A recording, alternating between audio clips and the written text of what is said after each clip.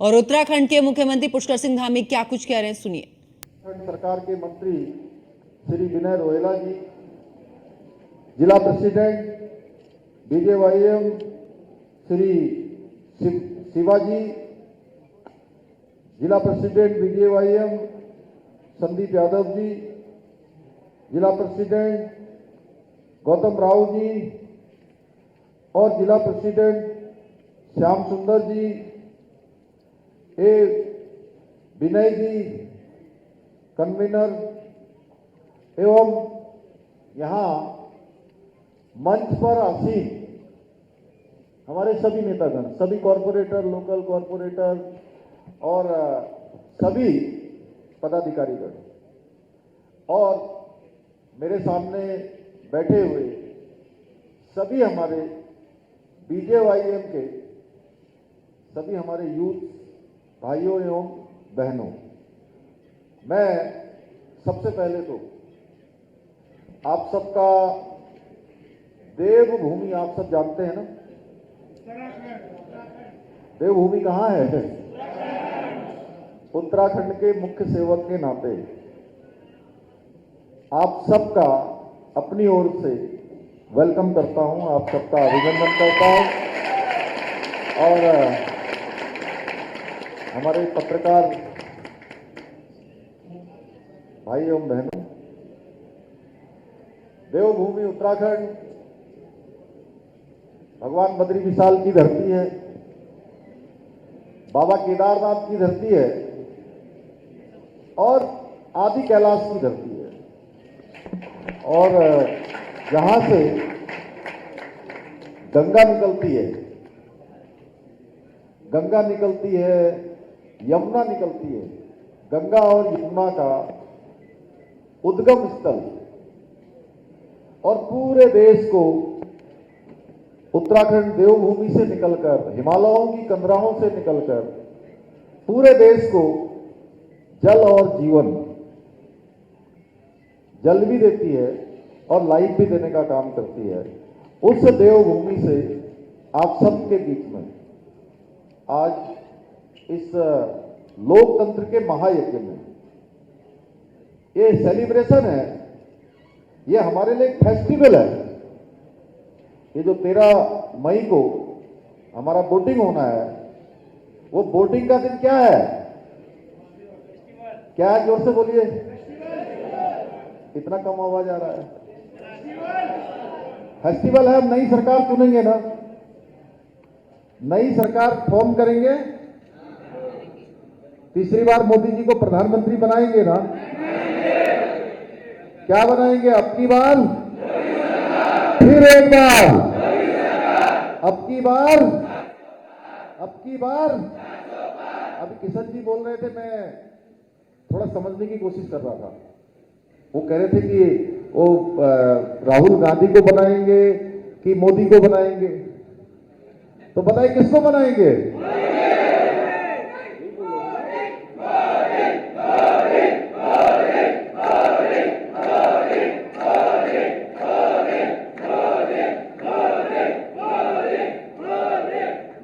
तो हम मोदी जी को तीसरी बार प्रधानमंत्री बनाने के लिए और किशन जी को यहां से फिर से दिल्ली मेंबर ऑफ पार्लियामेंट बनाकर भेजने के लिए यहां पर हम सब लोग इकट्ठे हुए हैं। भाइयों बहनों, मैं किशन जी का मेरा लगभग पिछले 25 सालों से इनको बहुत नजदीक से मैं जानता हूं। मैंने देखा है ये बहुत संघर्षशील नेता है और अपने लिए कोई भी बात कहने में बड़ा संकोच करते हैं। इनको पार्टी ने जो भी रिस्पॉन्सिबिलिटी दी, चाहे तेलंगाना के अंदर दी हो या जब तेलंगाना नहीं था, आंध्र प्रदेश के अंदर जब कंबाइंड स्टेट था, उस समय आंध्रा के अंदर दी हो या देश के अंदर दी हो, आपने लगातार पार्टी को बढ़ाने के लिए काम किया है, लगातार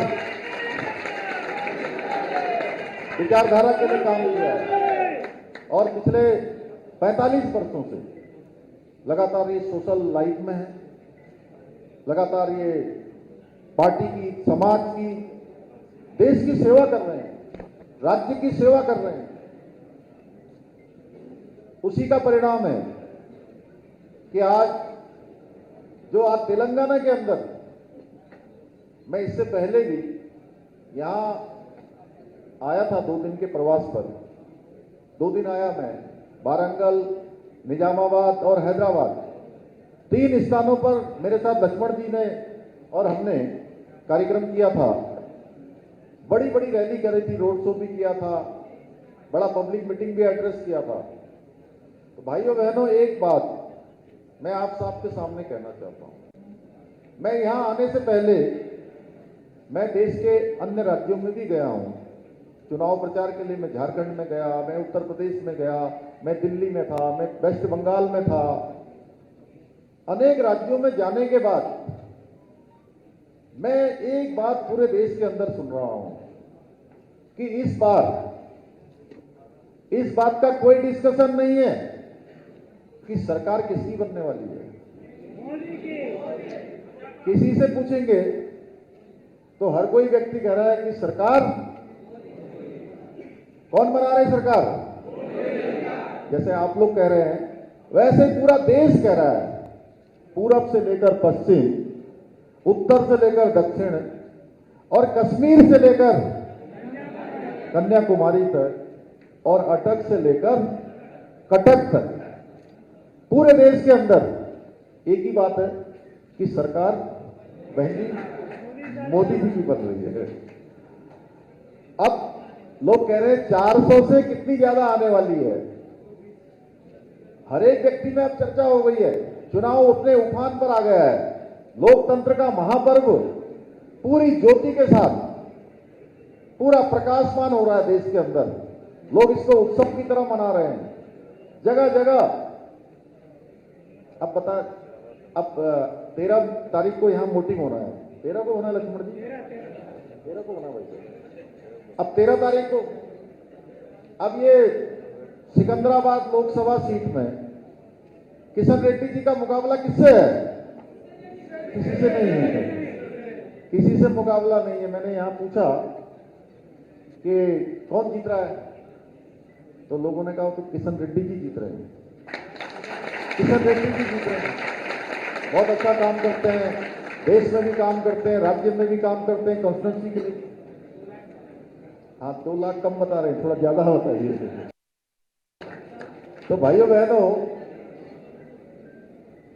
अब आपका मुकाबला जानते हैं किससे है? किसी से नहीं है। आपका मुकाबला है, आपका मुकाबला है जो भीषण गर्मी पड़ रही है। उस भीषण गर्मी में, हालांकि आप लोग अभ्यस्त हो गए, मैं देख रहा हूं आपकी दीवानगी है, आपके अंदर मिशन है, आपके अंदर जुनून है, लेकिन फिर भी बहुत सारे लोग अब ये कहेंगे जी मोदी जी का सरकार बन रहा है, मोदी जी तो जीत रहे हैं, तेलंगाना में तो सारी सीट आ रही है, किशन रेड्डी जी भी जीत रहे हैं। अगर मैं एक वोट नहीं डालेगा तो क्या होगा? मैं थोड़ा प्रयास नहीं करूंगा तो क्या होगा? तो भाइयों बहनों, एक एक वोट की बहुत बड़ी कीमत है। मैं आपको एक छोटी सी कहानी बताता हूं। एक बार एक गांव में एक बहुत बड़े फकीर थे। सब जानते हैं, समझ रहे हैं ना सब लोग? तो संत ने कहा कि एक भंडारा करेंगे, भंडारा करेंगे, सबको जो है प्रसाद देंगे, भंडारा करेंगे। और सबको कहा कि अपने अपने घर से सब लोग दूध लेकर आएगा, 1-1 लीटर दूध। और दूध को जो है एक बड़ा टब लगाएगा, टब के ऊपर तिरपाल डाल दिया। तो हर एक व्यक्ति को कहा कि दूध डालना है। एक के मन में विचार आया कि अरे मैं दूध की जगह पानी ले जाता हूं, और सारे लोग दूध डालेंगे, एक पानी डालेगा तो क्या फर्क पड़ेगा? कोई फर्क नहीं पड़ेगा। सबके मन में यही विचार आ गया।